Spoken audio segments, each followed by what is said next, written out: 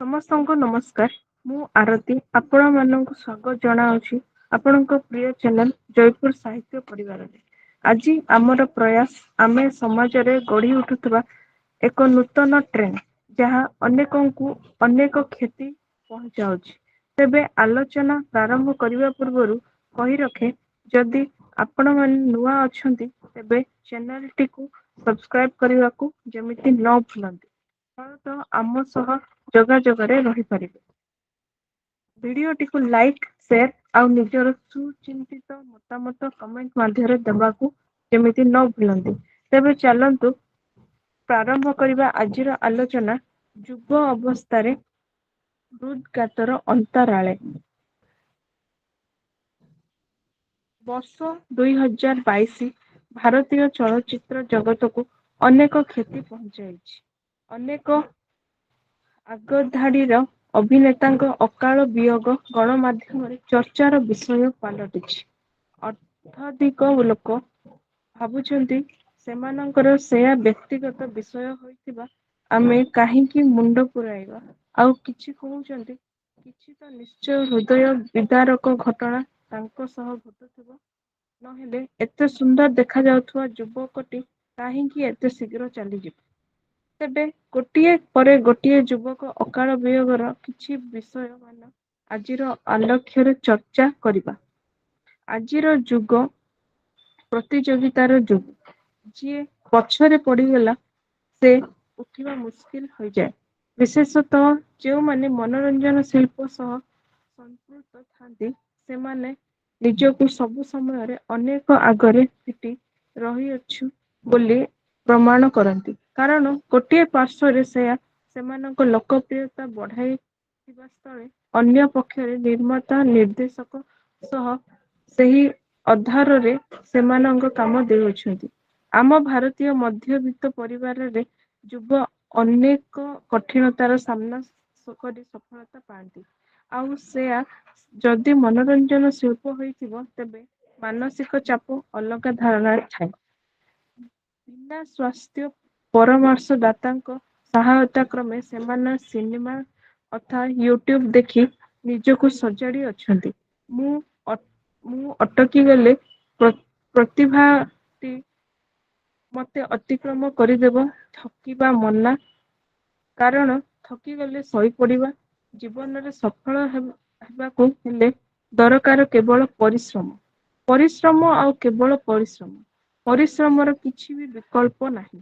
ଏହା ଆଜିକାଲି ଯୁବାଙ୍କ ଜପାମାଳି ମନ୍ତ୍ର ହୋଇଅଛି। ହେଲେ ମନେ ରଖିବା ଉଚିତ ଶରୀର ଥିଲେ ରୋଗ ଆସେ। ଆଉ ବୟସ ଅନୁପାତରେ ପ୍ରତି ମନୁଷ୍ୟ ନିର୍ଦ୍ଧାରିତ ଶୟନ ଆବଶ୍ୟକ କରନ୍ତି। ଛୋଟ ଛୁଆ ସମୟରେ 14 ଘଣ୍ଟାରୁ ଆରମ୍ଭ କରି ବୟସ ବଢିଲା ସେୟା 12 ଯୁବ ଅବସ୍ଥାରେ 8 ଉତ୍ପାଦନ ବୟସ ଯଥା 18ରୁ 60 ମଧ୍ୟରେ 7 ଘଣ୍ଟା ଶୟନର ଆବଶ୍ୟକତା ଆମ ଶରୀରର ଆମଠାରୁ ଆଶା କରେ। ମନୁଷ୍ୟ ରୋଜଗାର ସେଥିପାଇଁ ହିଁ କରେ ଭଲରେ ଦିଓଳି ଦିମୁଠା ଖାଇବ। ନିଜ ସୁଖ ସ୍ୱଚ୍ଛନ୍ଦରେ ରହିବ ସହ ପରିଜନଙ୍କୁ ସଂସାରର ସମସ୍ତ ସୁଖ ପ୍ରଦାନ କରିବେ। ହେଲେ ଯେତେବେଳେ ସମ୍ପୃକ୍ତ ବ୍ୟକ୍ତି ବିଶେଷ ହିଁ ନ ରହେ ତେବେ ସମସ୍ତେ ଭାଙ୍ଗି ପଡନ୍ତି ଯାହା ନେଇ ଆଶା ଏକ ଅପୂରଣୀୟ ଆମେ ଶୁଣୁଛୁ ସକାଳେ ସଞ୍ଜେ ଯେ ଯାଏ ପାଣି ପୋଖରୀ ପାଣି ତା ପଇସା କି ନେବ ବୈଦ ଗଣେ। ମନୁଷ୍ୟର ଦିନଚର୍ଯ୍ୟ ଏତେ ବ୍ୟସ୍ତ ବହୁଳ ହୋଇଗଲାଣି ଯେ ସେ ଏହି ସାଧାରଣ କ୍ରିୟା ନିମନ୍ତେ ମଧ୍ୟ ସମୟ ପାଏନି। ତା ଉପରେ ବଜାରରେ ସହଜରେ ମିଳିଯାଉଥିବା ସ୍ୱଳ୍ପ ସମୟରେ ପ୍ରସ୍ତୁତ ଖାଦ୍ୟ ମଟର ଗାଡିରେ ଇନ୍ଧନ ପକାଇଲେ ସେୟା କାର୍ଯ୍ୟକ୍ଷମ ହୁଏ। ହେଲେ ଯେଉଁ ଯାନ ପେଟ୍ରୋଲ ରେ ଚାଲେ ସେଥିରେ ଡିଜେଲ ବ୍ୟବହାର କଲେ ସେ ଚାଲେ ନାହିଁ। ସେହିଭଳି ଯାନଟି କେତେ ପରିମାଣରେ ବୋଝ ସହିପାରିବ ସେୟାର ମଧ୍ୟ ଏକ ମାନ ରହିଅଛି। ତାହାଠୁ ଅଧିକ ହେଲେ ସେୟା କାମ କରିବା ବନ୍ଦ କରିଦେବ ସେୟା ନୁହେଁ। କିନ୍ତୁ ଅଳ୍ପ ଦିନରେ ତାହାର କାର୍ଯ୍ୟ ଦକ୍ଷତା ହ୍ରାସ ପାଇବ ସେୟା ସହ ସେୟା କାମ କରିବା ବନ୍ଦ କରିଦେବ। ସେହିଭଳି ଆମ ଶରୀର ମଧ୍ୟ ଏକ ମନ୍ଦିର ଯେଉଁଠି ବିଭିନ୍ନ କ୍ରିୟା କଳାପ ଚାଲେ। କିଛି ଦ୍ରବ୍ୟ ଇନ୍ଧନ ସଦୃଶ୍ୟ କାର୍ଯ୍ୟ କରୁଥିବା ସ୍ଥଳେ କିଛି ତାହାର ବିରୋଧାଭାସ କରନ୍ତି।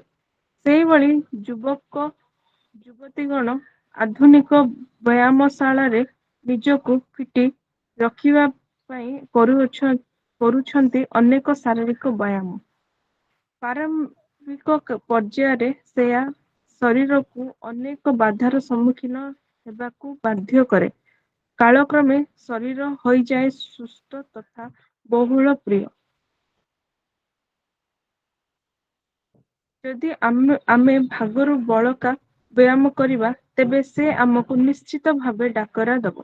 ସେହି ଡାକରାକୁ ଅଣଦେଖା କରି ଯଦି ଆମ ସହ ପ୍ରକ୍ରିୟାରେ ନିଜକୁ ନିମ୍ନଜିତ ରଖିବା, ତେବେ ଆମ ବିଶ୍ୱାସଘାତରେ ଶିକାର ହେବା। ଶରୀରକୁ ଉପଯୁକ୍ତ ବିଶ୍ରାମ ନ ଦେଲେ ସେ ଆମ କଥା ମାନିବନି। ପରିଶ୍ରମ ଯଦି ବହୁତ ହୁଏ, ସେହି ଅନୁପାତରେ ଉପଯୁକ୍ତ ବିଶ୍ରାମ ତଥା ଖାଦ୍ୟର ଆବଶ୍ୟକତା ହୁଏ। ଆଉ ଯୁବାଟେ ସେୟା ନ ପାଇପାରିଲେ ଅସୁସ୍ଥ ହୋଇପଡ଼େ, ଫେରିଯାଏ ଅପେରା ରାଇଜକୁ। ତେବେ ଏହି ବ୍ୟସ୍ତବହୁଳ ଜୀବନ ଶୃଙ୍ଖଳିତ କରିବା ଆଜିର ଆବଶ୍ୟକତା।